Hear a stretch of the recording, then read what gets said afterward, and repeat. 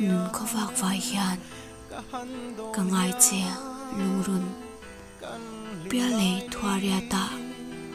chamang zaliangin sakruanga lai thareng asam silo tleidang tona iful tur kapallo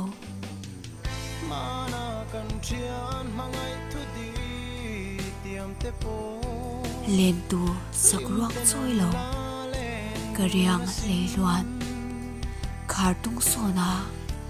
bia nem kanlan to kha kimten handon kirvela lalnun nem lunglengin ikur lobi kangim nia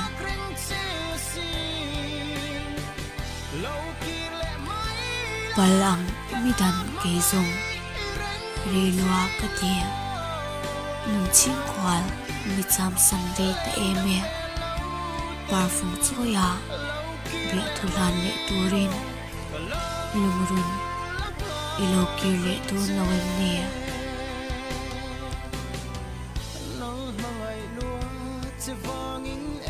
zantaya lungrun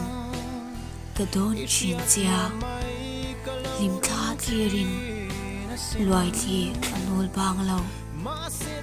lunglen na buk kham ma tin kamoya min nem turin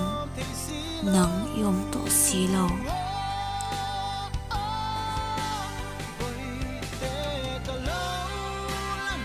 kawang khwa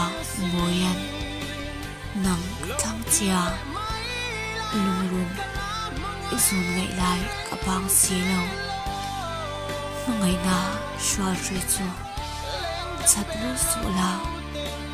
kalunglo tuai sang akim liang